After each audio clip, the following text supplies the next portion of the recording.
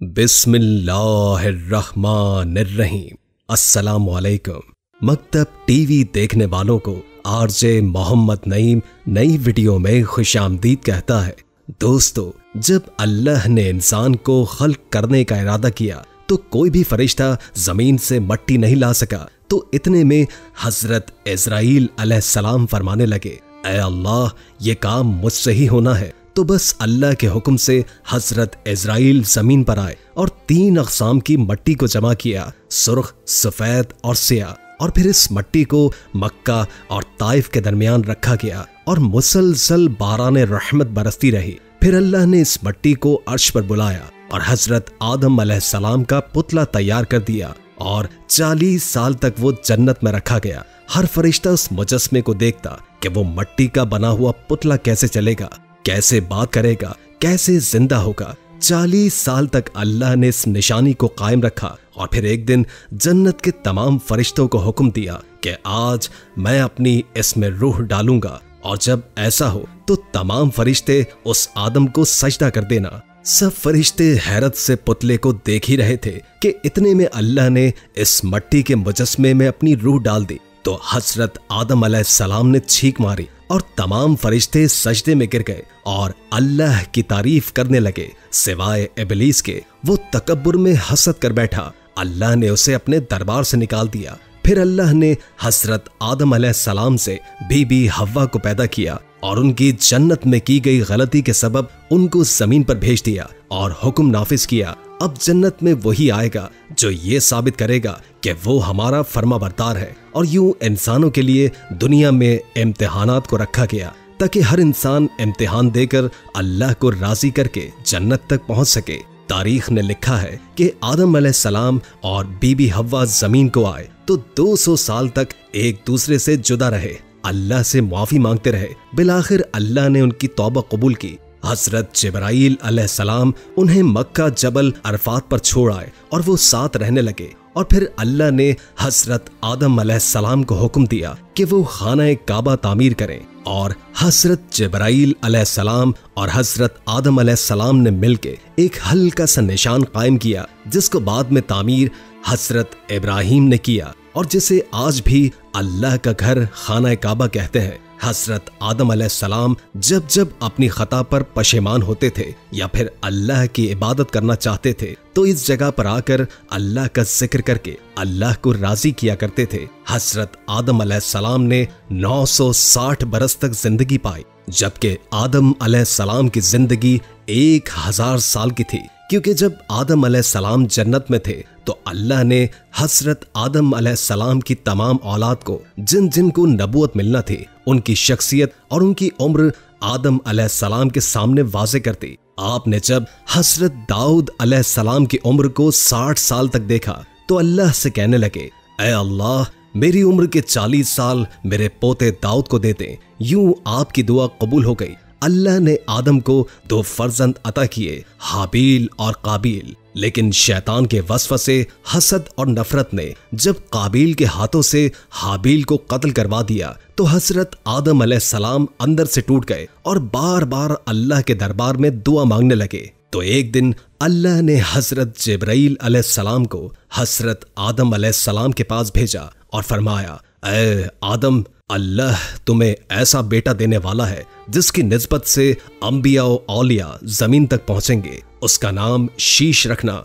शीश का मतलब है अल्लाह का अता किया हुआ तोहफा। और यूं अल्लाह ने हजरत आदम अलैहिस्सलाम की नस्ल को जमीन पर फैला दिया। जब हजरत आदम अलैहिस्सलाम का आखिरी वक्त आया, आपने अपने बेटों से कहा कि मेरा जन्नत के फल खाने का जी कर रहा है। आपके बेटे जमीन पर जन्नत के फल ढूंढते रहे कि अचानक उनको फरिश्ते मिले और कहने लगे, ऐ बनी आदम, कहाँ जा रहे हो? उन्होंने कहा, हम अपने बाबा आदम के लिए जन्नत का फल ढूंढ रहे हैं। उन फरिश्तों ने कहा, जाओ, तुम्हारे बाबा चंद दिनों के मेहमान हैं। आपके तमाम फर्जंद दौड़ते दौड़ते आप तक आ पहुंचे तो आदम अलैहिस्सलाम बिस्तरे बीमारी पर अल्लाह का जिक्र कर रहे थे। बस इतने में मौत का फरिश्ता आ पहुंचा। जैसे ही बीबी हव्वा ने मौत के फरिश्ते को देखा तो आदम अलैहिस्सलाम से लिपट गई कि मैं अपने शौहर को अपने से जुदा नहीं करूंगी। अल्लाह के नबी आदम अलैहिस्सलाम ने फरमाया, ऐ हव्वा, मुझसे दूर हो जा, एक मर्तबा पहले भी तेरी वजह से जन्नत से निकाला गया हूँ, आज भी अल्लाह और उसके फरिश्तों के दरमियान तू हाइल न बन। फिर आप इन फरिश्तों से मुखातिब होकर कहने लगे, ऐ फरिश्ता मौत, क्या भूल तो नहीं गए? मैंने अल्लाह से सुना था मेरी उम्र 1000 साल की है और अभी तो मुझे 960 साल हुए हैं। तो मलिकुल मौत ने कहा, ऐ अल्लाह के नबी आदम, आपने खुद ही फरमाया था कि आपकी जिंदगी के 40 साल आपके पोते दाऊद को दे दिए जाएं। बस आदम अलैहिस्सलाम की रूह कब्ज कर गई, आपको गुस्ल फरिश्तों ने दिया और जन्नत की खुशबू आपके जिस्म मुबारक पर लगा दी गई। फिर आपके जनाजे की नमाज फरिश्तों ने हजरत जिब्राइल अलैहिस्सलाम के पीछे अदा की और जमीन खोदकर आपकी तदफीन की और तमाम इंसानों के नजदीक अल्लाह का हुक्म नाफिज किया। जब भी किसी का इंतकाल हो तो उनके जिस्म को ऐसे ही तदफीन करना। आज भी इन फरिश्तों की सुन्नत पर अहले ईमान अमल करके अपने बुजुर्गों की तदफीन करते हैं। आप अलैहिस्सलाम की कब्र मुबारक की जगह को लेकर इख्तलाफात हैं। कुछ मौरखीन के नजदीक आपकी जाए तदफीन श्रीलंका, तो कुछ के नजदीक जबले अबी कबीस, तो कुछ के नजदीक इराक और कुछ के नजदीक मस्जिद खुरैफ के सहन के अंदर। बाज रिवायतों में यह भी है कि जब हजरत आदम अलैहिस्सलाम की रूह कब्ज करने के लिए फरिश्ता मौत आ पहुंचा तो आपने अपने बेटे, जिसको आपने अपना जानशीन बनाया था, हजरत शीश अलैहिस्सलाम से कहने लगे कि ऐ मेरे जानशीन, मैंने अल्लाह से सुना था कि अनकरीब इस जमीन पर एक बहुत बड़ा तूफान आएगा और अगर तुम उस वक्त तक मौजूद रहो तो मेरे जिस्म को उस कश्ती नूह में सवार करना जो निजात का वसीला है, और अगर तुम उस वक्त तक न पहुंचो तो अपनी औलाद को वसीयत करना कि मेरे जिस्म को कश्ती नूह में सवार करें।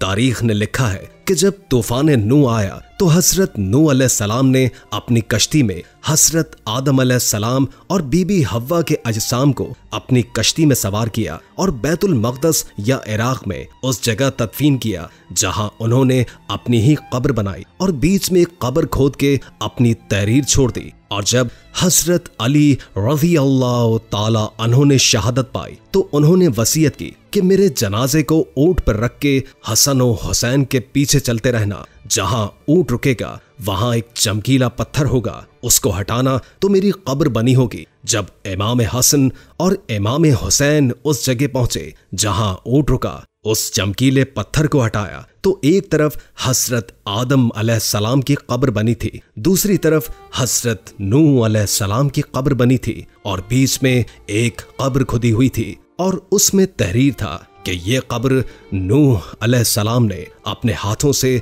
अली इब्ने अबी तालिब के लिए बनाई है। आज भी इन मुकद्दस मकामात की ज़ियारत के लिए लाखों लोग इराक आते हैं और ज़ियारत करके अपना ईमान ताज़ा करते हैं। दोस्तों, हम ये उम्मीद करते हैं कि आपको हमारी आज की वीडियो जरूर पसंद आई होगी। अगर आपको हमारी आज की वीडियो पसंद आई है तो सबसे पहले इस वीडियो को लाइक करें और अपनी राय का इजहार कमेंट सेक्शन में करें। और आपसे एक बार फिर दरखास्त है कि आप हमारे चैनल मकतब टीवी को जरूर सब्सक्राइब कर लें और साथ में लगे घंटी के बटन को क्लिक करें ताकि आपको हमारी आने वाली मजीद वीडियोस का नोटिफिकेशन मिलता रहे। अल्लाह ताला आपका और हमारा हामी और नासिर हो।